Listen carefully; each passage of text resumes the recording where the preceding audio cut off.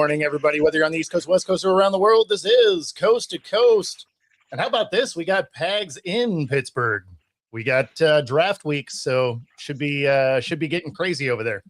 Yeah, and he mentioned his second favorite place in the world after Alabama is Pittsburgh. So there you go. Appreciate that. Yeah, that's right. Philly actually is down at like 10. Yeah. Especially after how we treated the Pittsburgh Penguins in their own arena. I mean, we were not very nice to them. Not letting them score any goals or anything like that yesterday. It was wow. I would say is that the Flyers are.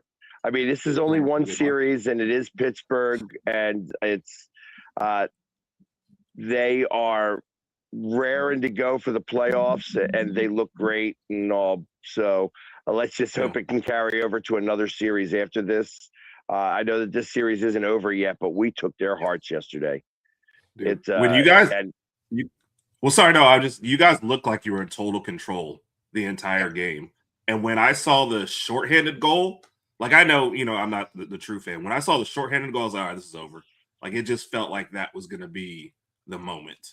Shorthanded goals are rough on teams. Like I watched the Kraken collapse after shorthanded goals plenty of times this season.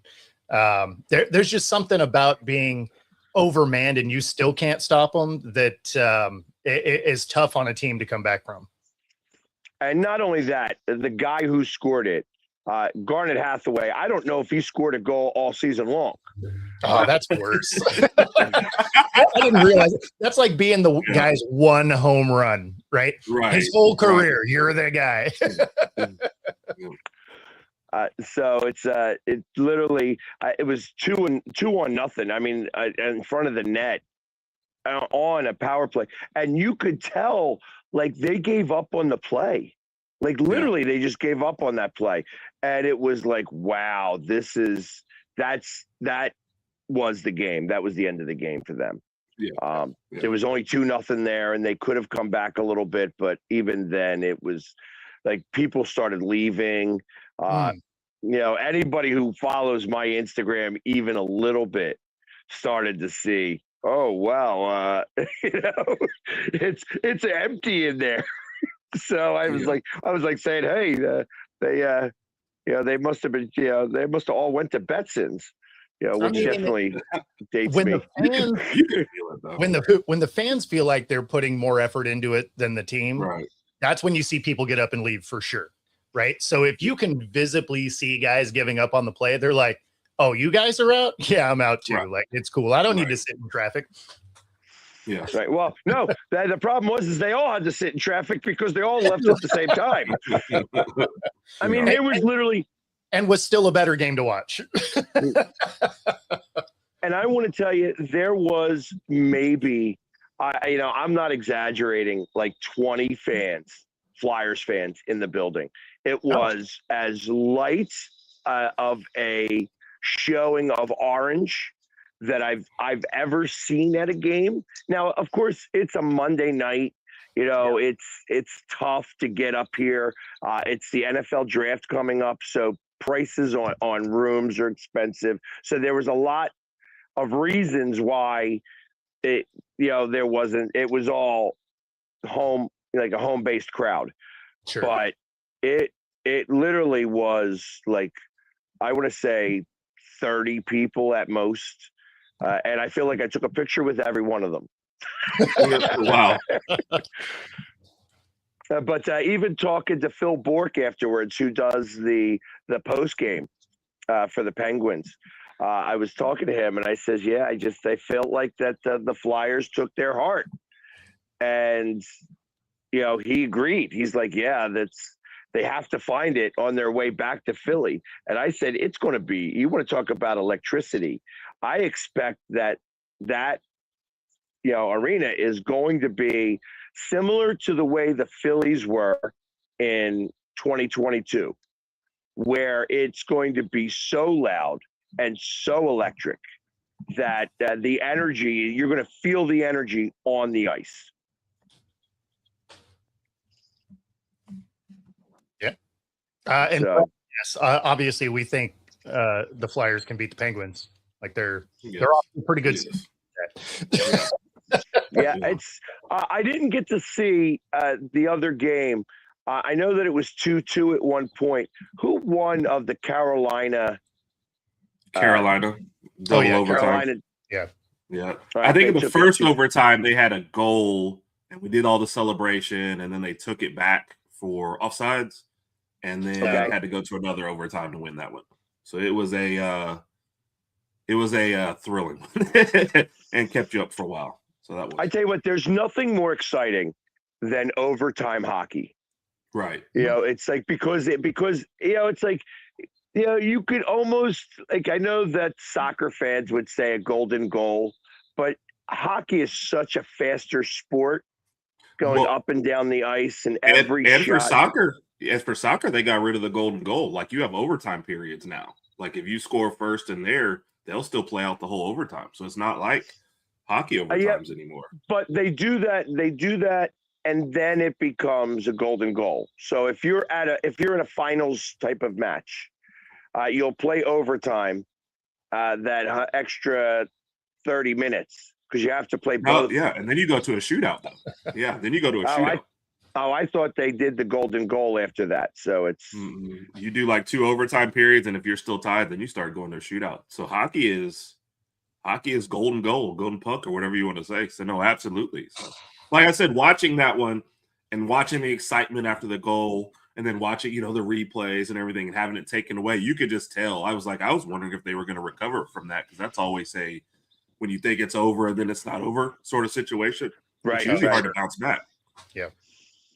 No, I agree with that. It's because it plays on their emotions, and usually the other team will start that. They get that 5-minute sprint where they just start bringing it to the opposition, and that's where if Ottawa may have taken that game, I would have been excited about it because I feel I'm not trying to go beyond this series right now because this series isn't over yet by any stretch. Right.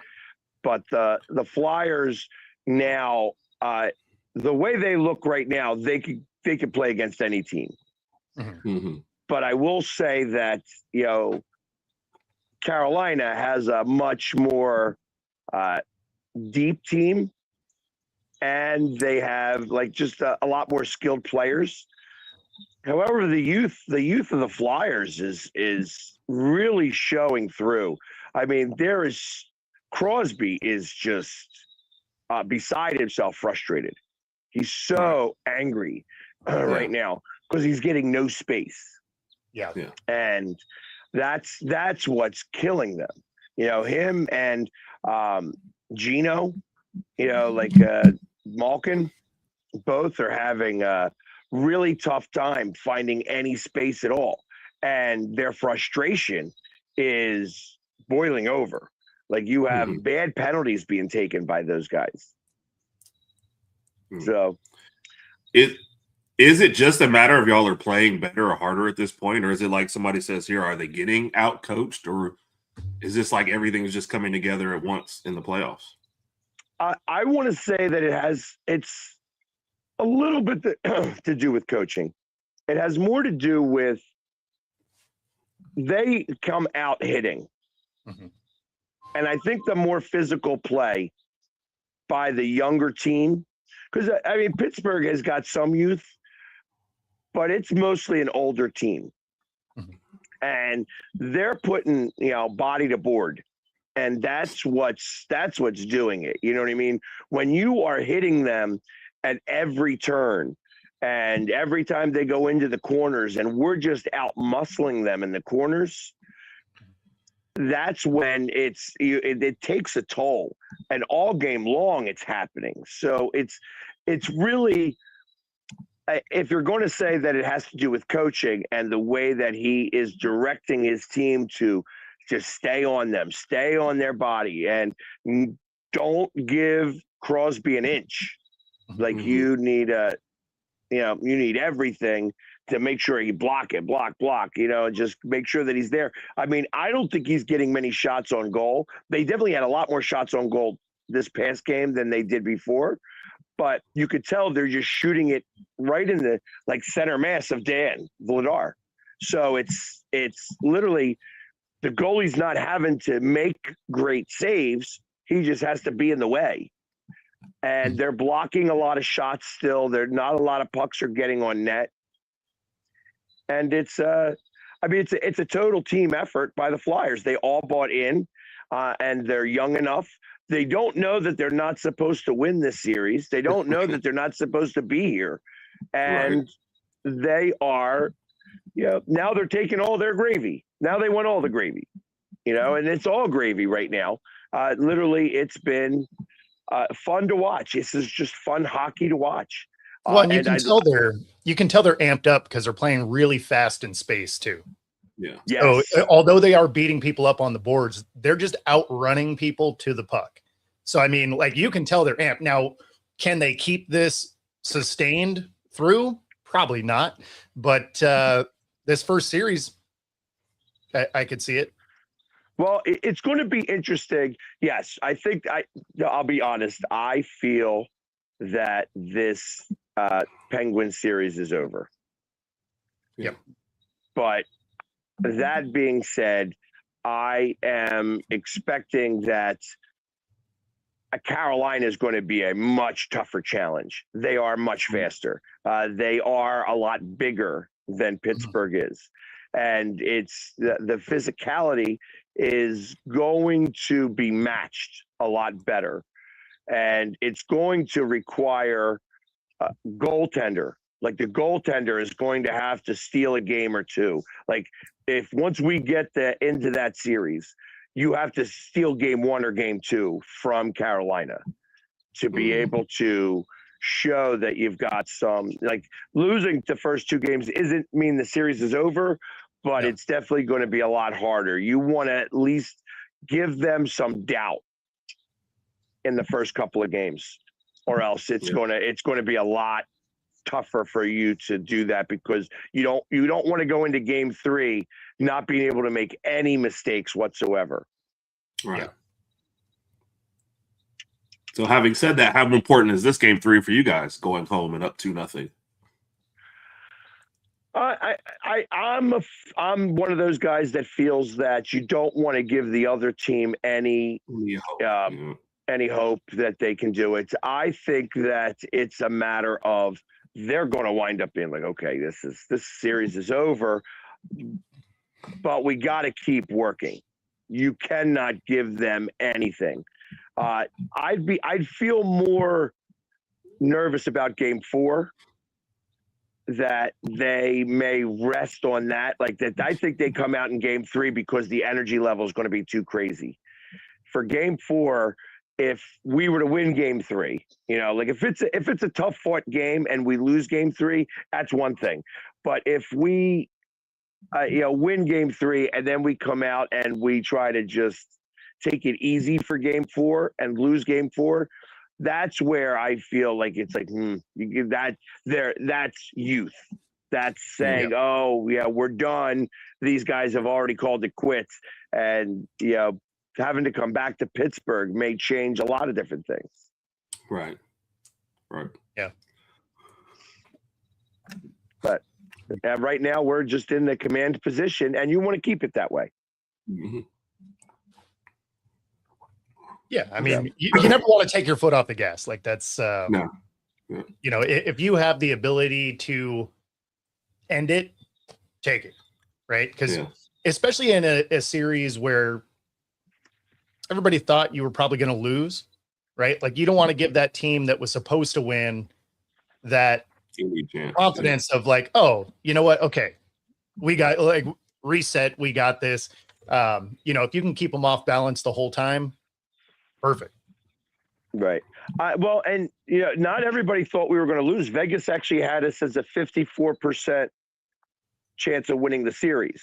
Okay. So we were a slight favorite in this series, even as the away team, just because of the way that we finished and we've had the best record in the NHL since the All-Star break. And that's obviously a big deal. You know what I mean? So, yeah, I mean, you want to get hot at that. Like, you guys made it because of that, and we missed because we went the opposite direction. We're like, hey, you know what? We're done. Like, well, and the hard part from you guys, for Seattle, you guys had a difficult schedule at the end, where you guys were winning some games towards the, like early March, and such, but at the end of the season, you were like one after another, playoff teams, and you guys just weren't ready for it. No, we got out of the Olympic break and we had the second hardest schedule to finish the year. So it's not like it was a shock that it was going to be a tough road. I think it was just, you didn't think the defense was going to fall apart. Like, you knew the offense wasn't going to get a whole lot better. They proved that the whole year. I think you just didn't see all of our goalies getting hurt and some of our defensive players getting hurt. And, down that stretch where they ended up losing a lot of games where you were having a hard time staying in the games anyway. And then you start losing key components, right? Like every other day it was like, okay, now Grubauer's gone and Decord is gone. And, the last, 4 games we had a rookie in the net. So, I mean, it just, things weren't aligning for this to work out. We'll put it that way. Once you put the rookie in net, that signifies your season is over.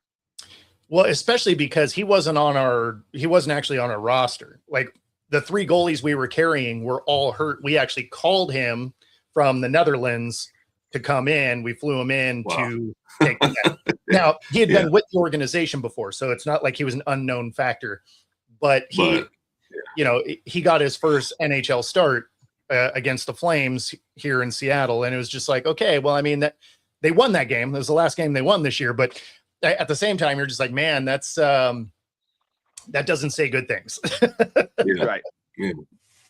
Yeah. If you start an NFL season with 3 quarterbacks and you call up a 4th one from like the practice squad, you're like, yeah, this is probably not working out for us. I mean, we watched that. We call them the Browns. or what you think about it, the 49ers when they were in the NFC Championship game against the Eagles. Yes. Yeah, you that's why they changed that rule. Yeah, that was got a guy who cannot throw the ball. We're just going to put him back at quarterback because that's all we have. Yeah, I mean, he's athletic enough, right? Like it.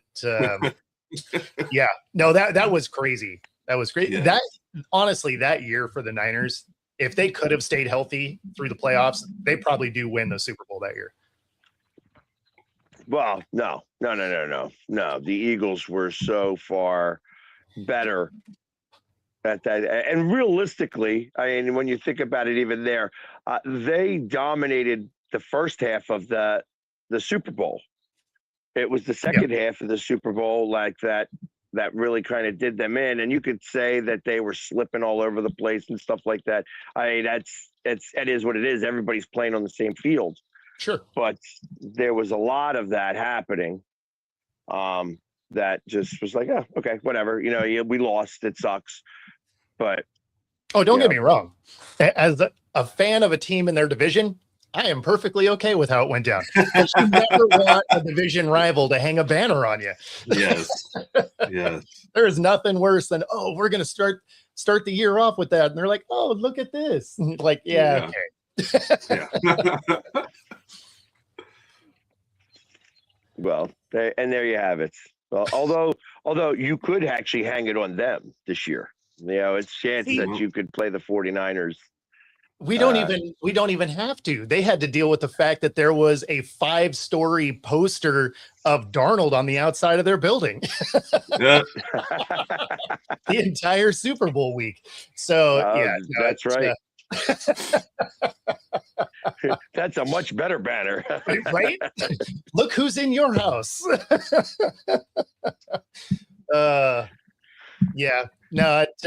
We probably I haven't. They haven't actually released it yet, right? The actual The schedule. Yeah, but No, I imagine they won't do that until the second week of May. Yeah, I imagine it'll be. We'll drop it on the Rams because we started with the Niners last year. So I think Okay. I think it'll probably end up being the Rams. We won't start with the Cardinals because they're going to be awful. So they're going to bury both those games mid schedule. Right. You know, they're like, oh, this is going to be one of those 10 a.m. Nobody's going to watch this game. Actually, I disagree with that. They may do it with the Cardinals because they know everybody will be watching. And even though that the Cardinals are not going to be a good team, it's still a division matchup, and it takes away having to bury that in the schedule. You know what I mean? Like, Yeah. it makes people have to watch the Cardinals because they're playing the Super Bowl champions in the first game of the season, and there's nobody else on. Well, they won't do that, right? Like they'll kick the season off against the Patriots probably. But do they play the Patriots? I believe so. Yeah. You guys play the AFC East this year? I got to double check. So, yeah, I mean, that's we have time to worry about that. Oh, We're here at draft week, not no doubt. Exactly. But yeah, no, it's I think they do play the Patriots, but yeah, I don't see them dropping it on the cards. Like it would probably be the Rams, especially if the league thinks the Rams can then turn around and do it this year. It won't be the Rams because the Rams are going to be playing in Australia. No, not for opening. Not for opening. So when they because they always do the ceremony in the first game, but then your first division rival, they always do like something to like twist the knife a little bit. and that's where I think our first divisional game will be probably the Rams. Got you. All right. Yeah, because I know that the Rams are starting out their season in Australia. Yeah. Yep. And that takes away the 49ers too.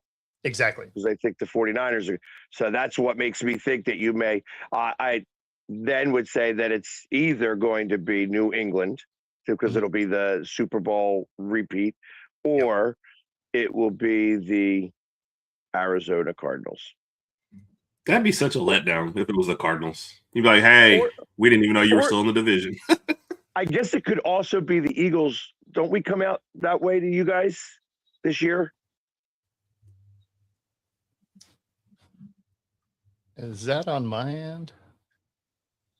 No, but you can't hear me. Yeah, it all garbled. Yeah. So I don't know if that was on your end or my end or. Yeah, I can hear him. Fine. Yeah. Okay, so it must have been on my end. Yeah, it's because I think that the Eagles do go to Seattle this year. Oh, okay. You guys won the division, and so we come out to you this year. So it could be against the Eagles too, because there you got the last two Super Bowl winners. Yeah. Yeah. So yeah, the Eagles do play there, and then yes, you guys do have the AFC East. Yep. So both of those are in play. Gino, I can't blame StreamYard on that because everybody was, and if they heard each other fine, that means it's Comcast. Comcast gets the burial today. Which is funny because before the stream started, StreamYard was freaking out. So look at them getting together to suck equally. One of them had to take the bullet for the other one. and I'll go as far as to say they are sucking just as bad as my Philadelphia Phillies at the moment. They sixth in a row that they've lost, and it's only to be outmatched by the Mets. You know, I think that did the Mets finally win yesterday? They broke that 11-game losing streak, or did they lose again? They lost again. Oh, they didn't play yesterday, right? Weren't they? They didn't play yesterday, did they? They lost on Sunday and didn't play. Yeah, that was the 11th in a row. So they're just trying to match off yesterday. Yeah. But trying to set a record. PU. between both of those teams to lose the last 18 games in a row is awful. Yep. So, I mean, my Mariners also just can't seem to figure out how to close a game. They've had a couple of these now where they put up some runs early, and then the pitching just could not close it out. Another indication of that was yesterday when we lost to the division leading Oakland A's. Do you choke up every time you say that a little bit, or you just doesn't sound right? Like it that's like a priest and a donkey walk in a bar. Like that's what the A's leading sounds like to me.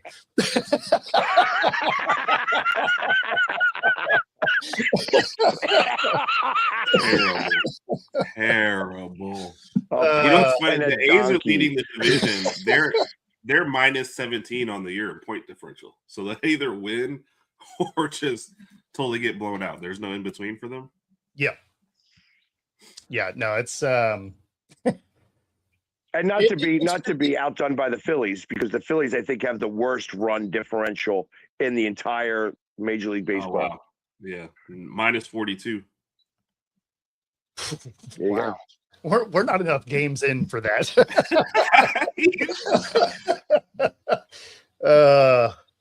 Obviously, we are. So, I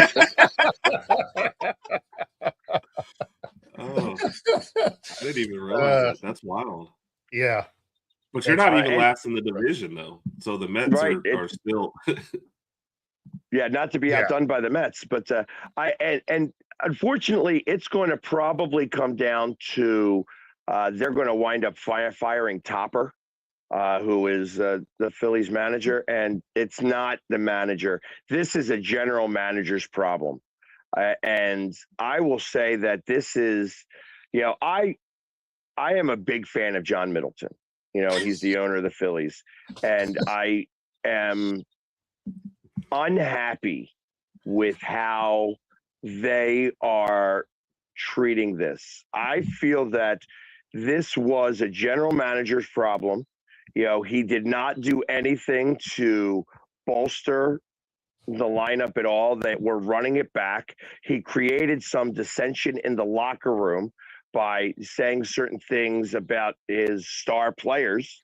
And then it's like, well, now you wonder why everything's so ho-hum and lackluster, and Harper's like, in his own head and, things like that. I feel like this was all caused by Dombrowski. And that's a fireable offense is what that is. I think that's a fireable offense. Now, obviously, Dombrowski is not the guy who's playing on the field, but it's it started with him, and it started well before the season. And I think that he's the problem. And until you start to make some of that shakeup, I think you need some energy in that position. Mm-hmm. And then that could translate to better energy in the other positions. That's what's the problem right now. And until John Middleton understands that, and I feel like that they may be so focused on all the extracurriculars that are going to be happening around Philadelphia right now, that their focus isn't necessarily what the product is on the field. But you better start to focus on it, because if it keeps going like this, we're going to be the only team that doesn't have anybody playing in the All-Star game when you have it in your city. Yeah, that's rough. So it's, you have Schwarber, who's got 7 home runs, and I feel like he's got 40 strikeouts. Mm. You had a kid on Friday, or on Thursday or Friday, he got his first major league at bat, first pitch, I think it was, home run. The next day, he's not even on the roster. Really? What are you guys doing? That here's some kid brought some energy. Got the thing excited. I know you lost the game, but it's still, he brought some energy. Right. I mean, you guys lost that game 9-1. He scores that one run, and then the next thing you know, you let up 9 runs and no fight, no nothing. Like that's unacceptable. That is unacceptable. And when you hear the manager talk about holding players accountable, he's not that manager. He's not one who's going to be, you know what I mean? He's going to like just talk to them. These guys are professionals. They know that they're not playing well. Yeah. So, and that's what he relies off of. And it's frustrating because there's no fire on this team. And when I am showing more fire than the team, we have a problem. That's exactly why they let the kid, off the roster. Think about it like, in the trades, right? If you're in a union, you got a bunch of old guys that don't want to try very hard. You get that new guy that's excited to be there. And you're like, okay, calm down, kid. You're making us all look bad. And they're like, you know what? You should probably just go. Yeah. The sad but true part of that one, yeah. Yep. So they've already decided, we're just going to lose this year. It's going to be fine. Like our money's guaranteed. Yeah. And then, I mean, if we're going to talk bad and ugly, super ugly is this series, the Celtics versus the Sixers. Yeah, sorry, man. Yeah, you don't have to apologize to me. I'm not shooting threes from the corner. Yeah. Yeah. I mean, you knew they were overmatched going into it, but the first game was over so fast, and you just feel like that's what the whole series is going to be like. You had to have it beat more of that tonight. Yeah. Yeah, and the thing is that when you start to get a little excited and a little bit of hopeful when they cut it to 15. Yeah. Yeah. It's like oh my, it's just like that. It's just like, it's over. It's over. It's like I hope that they can win one because I thought that they would take it to 5. And the Celtics may just sleep a little bit in one of the games in Philadelphia just to bring it back to Boston. Right. Because I think that they could literally turn it off one game and then turn it back on again so that you're not sleeping and resting for a week and a half. I'm not convinced that they wouldn't turn it off for a game and still win. Yeah, that's the problem. But the Celtics do traditionally like let one go just because they're not always killer instinct. But I do agree, but like it's a bad series. You had to have Embiid out there to make this a series. Because he is that good. I do think it was a bad draw for the Sixers.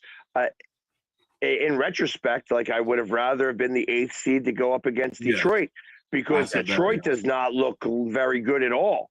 I mean, their first game, they were just outmatched by an Orlando team that's, that didn't really play well until the play-in, honestly. Right.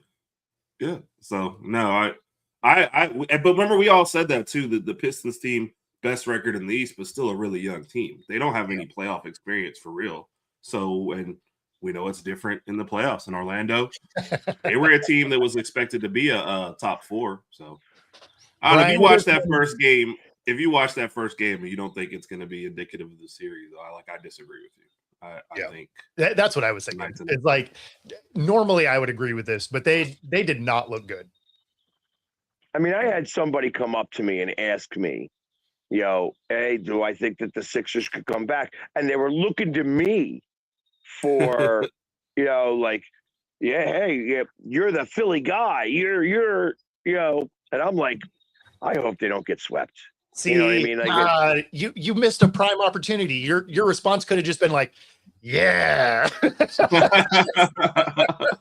Because then it's like, is that the catch? Yes. Or was that a yes to my question? Like, I'm more confused now.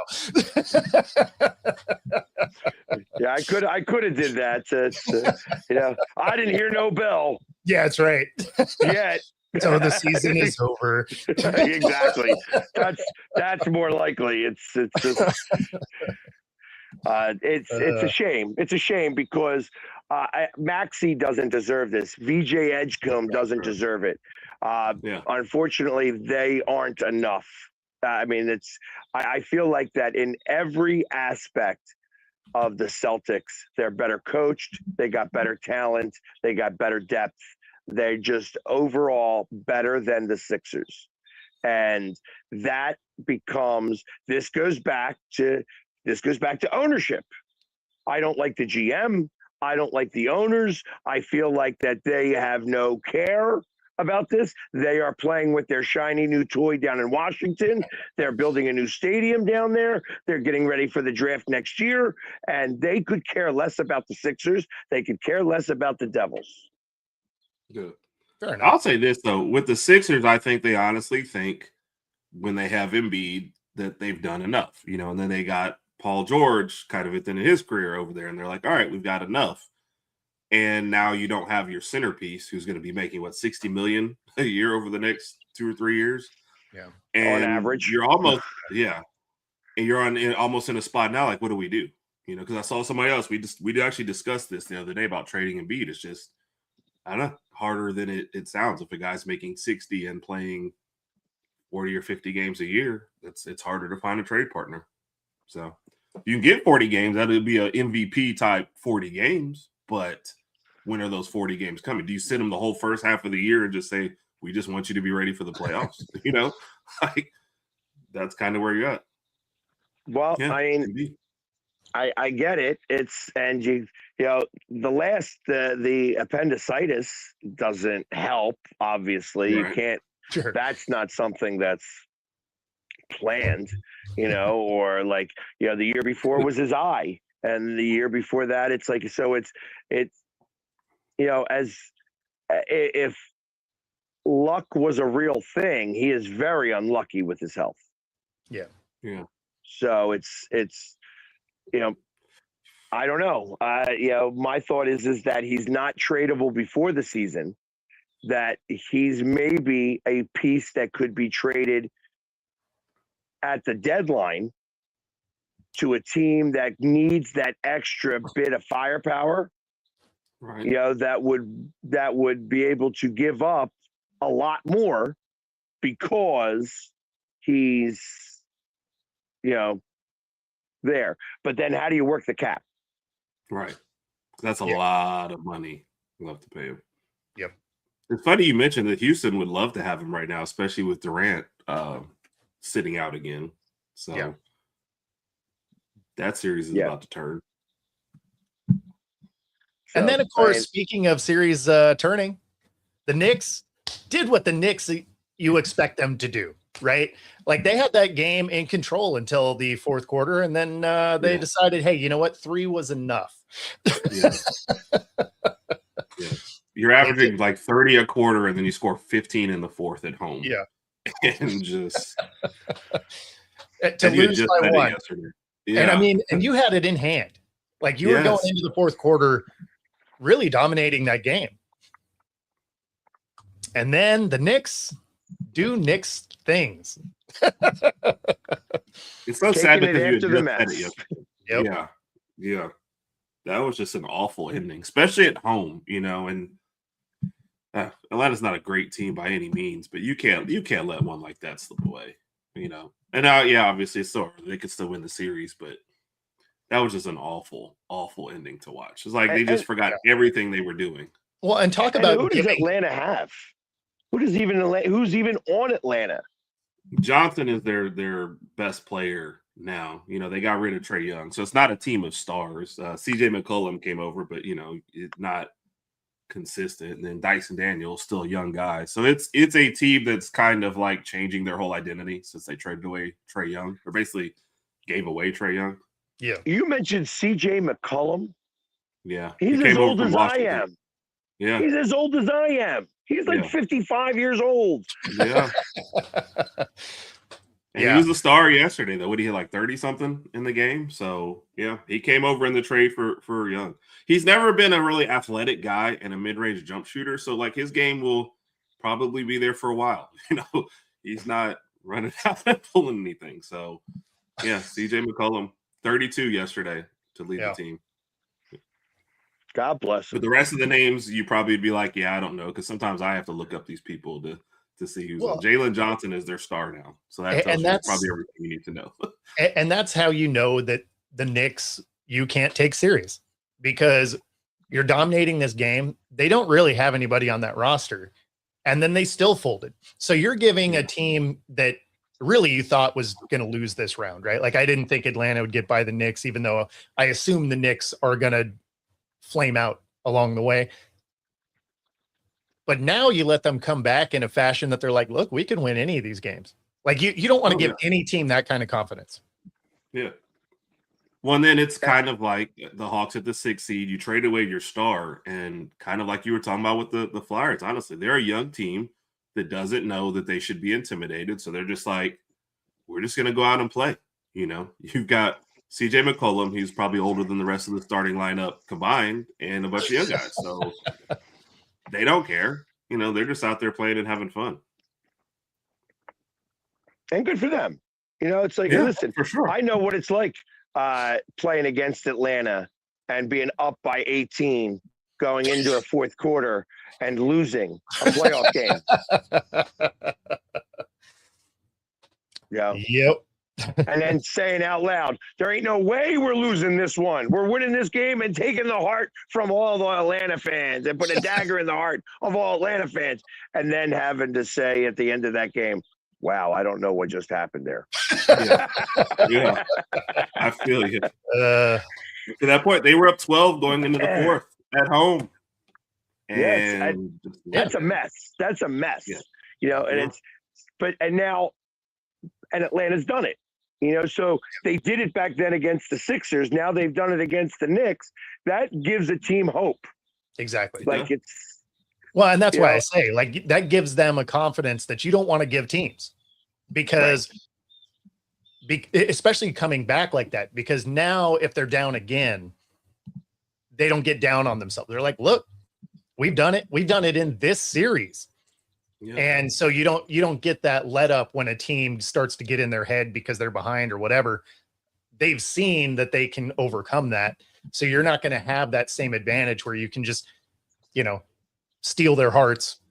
Instead, they're gonna be like, look, we're going to battle until there's zeros, and which is what you want your team to do. Right. But if you're the opposing team, you'd be like, no, get in your head, feel bad. Like, this is fine. Well, and on top of that, you think about like all of that. Again, I didn't watch a shot of that game, so I have no idea. But that's a coaching problem. When you start catching that so badly, where you're like, hey, we're down, we're up by 12. Now we're up by 4. You know, like that coach has got to make some changes. It's like, I understand that the coach can't be on the court, but like, you got to start pressuring them backcourt. You got to start changing something up to try to create more drama on that side. Make them force something.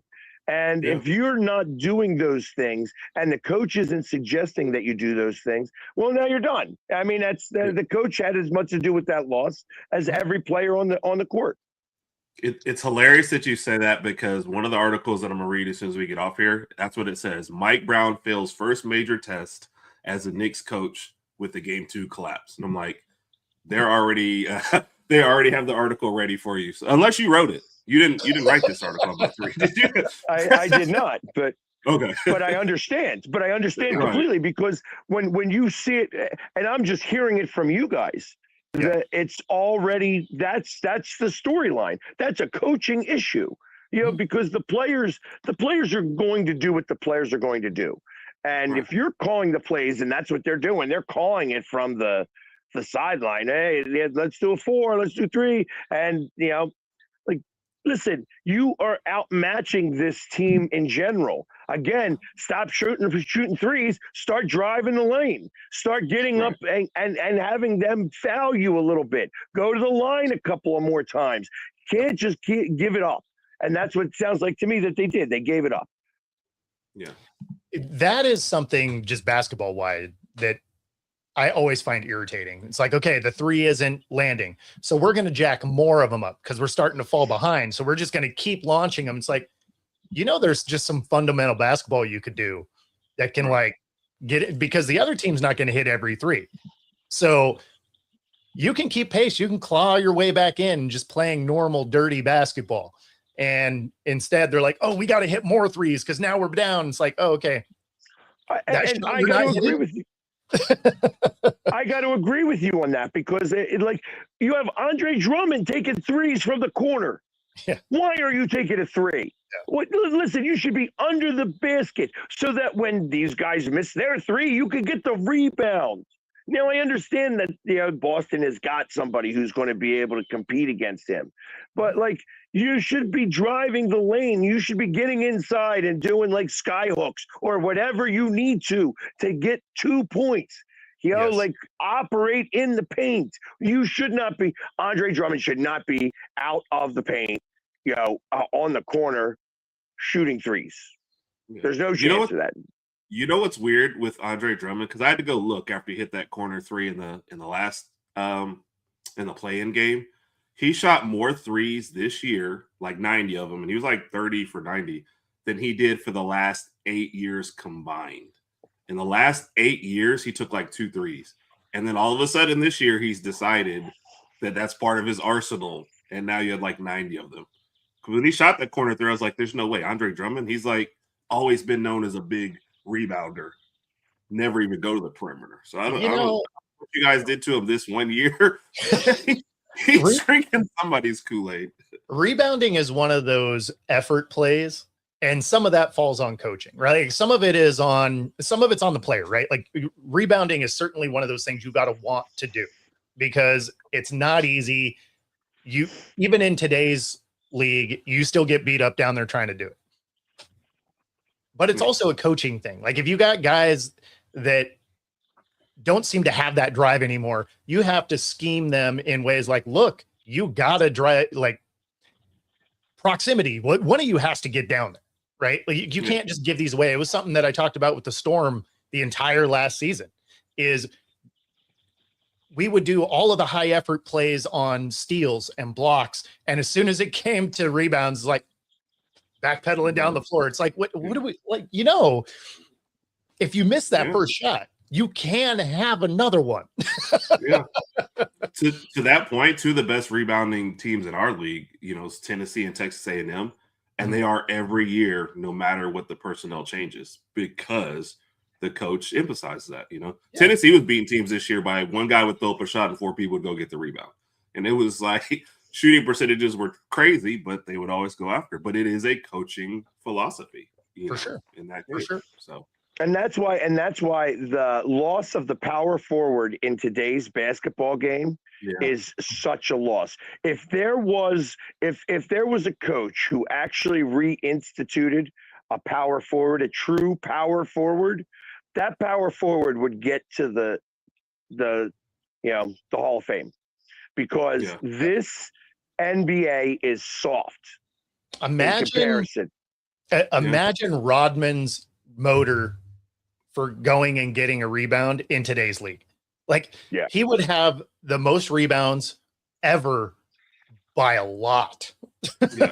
like you might see him get like 30 rebounds a game. Exactly. You know what I mean? And that's like literally because I understand why they don't do it. It's funny because it's a half court game anymore. That's the problem, is that you're going from the 3 line to the 3 line, and that's it. Everything else is too much work. And Rodman he'd go under the basket.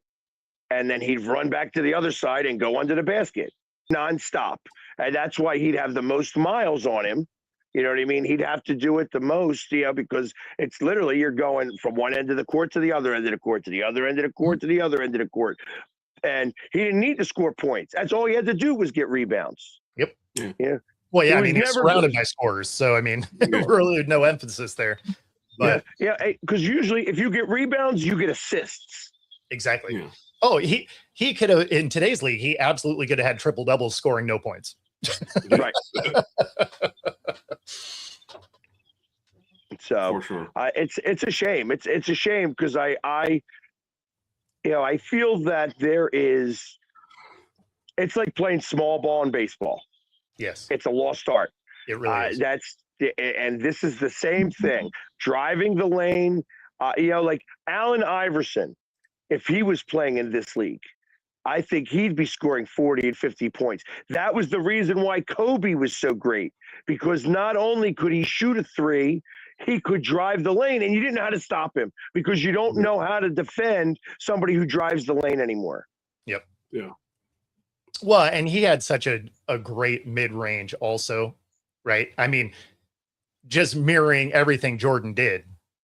And so, his little fall away jumpers and stuff were money every time. Right. There was more than 2 or 3 reasons why the Black Mamba was great. You know what I mean? There's so many reasons on why he was such an amazing player. That being said, it all starts with the work ethic. Exactly. And these players don't have that either. Yeah. No, it's the drive to, and some of it is actually something Jordan said is, you used to have to come in and prove yourself to finally get paid. And these guys are getting paid before they really do anything anymore. And so you don't have that same drive, right? Yeah. I mean, if you're handed a boatload of cash, it takes someone real disciplined, wanting to be the best, to still keep that same work ethic. So, and there's just not a lot of those. Right. A lot of guys, they get to that super max, and that's their whole point. Oh, I'm getting paid, but like, you've never won a championship or anything. Like, yeah, but I got the money and I'm good. And I think both those guys you're mentioning there, they would sacrifice everything, pay cuts or whatever. They wanted the championship. They wanted you to know they were the best on the best team. And some of these other guys, they don't have it. And to y'all's Kobe point, he made a point every year to add a move. He didn't care what it was. Like, I'm going to add a move. Is it a post move? Yeah. He's studying Olajuwon all of a sudden. Like, but you're a guard. Yeah, but you never know. I might be posting somebody up. Like, I need to have everything in my arsenal. Mm-hmm. But I think some of these guys now, they're just way more athletically gifted, and they just let them, they let that carry them as far as it's going to carry them. Yeah. So. And Gino, you're absolutely right. Fundamentals are a key in every sport. Sadly, it's something that at the pro level seems to get less emphasis all the time. Yeah. Which is why you see teams like the Cowboys where, you have a secondary that isn't even on the TV screen when the receiver is catching the ball. So, I mean, as much as I agree with you, at every other level, fundamentals are key. And although they should be key at the pro level, they sure don't seem to be. No. Right. Well, I think they're not key anymore like the college level for a lot of these programs. A lot of them are getting in the guy and saying, we're going to teach you enough to win games at this level. That's why you have like half the field. We're doing this and that, we're just going to let you use your gifts.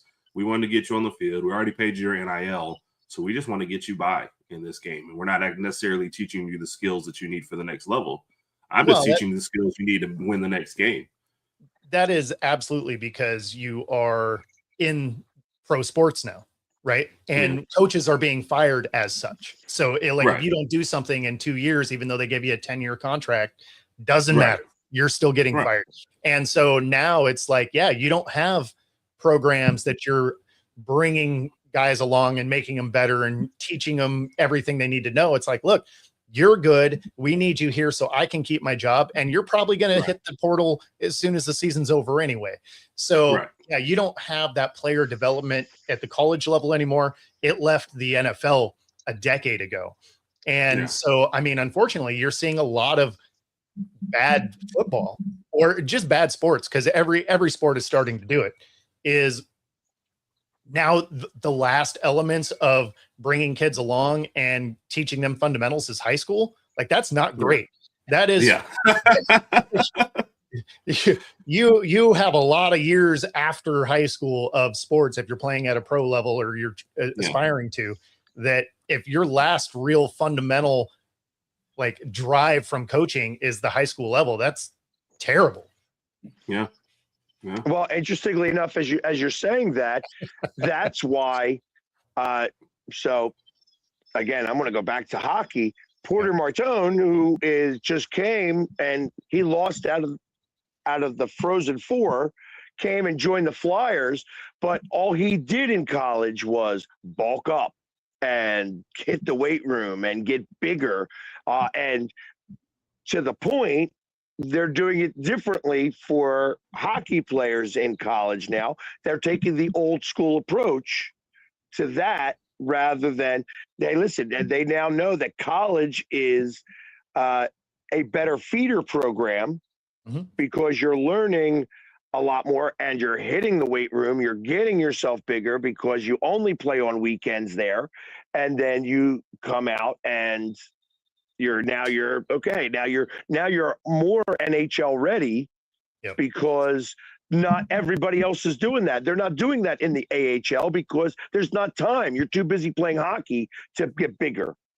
In college, there's all that time to get bigger, and then you're playing on the weekends. And maybe that's part of the problem that they. Basketball, football, obviously they're playing on weekends and you're practicing during the week and stuff like that. Sure. But everybody's more concerned about winning than teaching. Right, for sure. And that's part of the issue. Like that's part of the, it should be part of the curriculum at some of these schools. Like it wouldn't be ridiculous to teach football theory as a college course. Yeah. Because there you're going to get some of that. Weightlifting should be considered maybe a college course so that you could get some time in the weight room and such like that for these players. And then nobody really thinks about it like that because they got to do their own stuff. But you got to train them to start to be great. You can't just operate off of your pure talent alone anymore. And you can train like an athlete at True Fusion. Use the QR code on the screen here. It is a nationwide company, so there probably is one in the state that you're in. Free 5-day pass, any of the 3 locations here in Seattle, Bellevue, Ballard, University Village. Find your edge at True Fusion Gym. But my last point on that one, the problem now is kind of like we already said, nobody wants to make a long-term investment with the kid because then you're like, if I do all this and I train you, you're probably leaving next year anyway. So I'm only going to give you enough knowledge to get through this year with my team. And then we'll just see what happens. Because it would absolutely be a great investment, Pags, to do that for them. I don't think they want to anymore. I think they're like, there's no incentive to. That's the problem. There's no incentive to. Their incentive is to keep their job, and they know this kid's gone next year, maybe the year after at best. So there's only so much development you're willing to put into him anyway. Because you don't have the old years of this guy's going to be here for 4 years. We're going to bring him along in our program. He's going to become skilled, proficient, know how to do all the things. Instead, it's just like, okay, you're a Band-Aid player. We're trying to win. I'm trying not to get fired. Thanks for stopping. I don't want to push you too hard because then you're going to quit on me anyway and go somewhere else. Exactly. So, and let's face it, coaches aren't coaches anymore. They have staff to coach.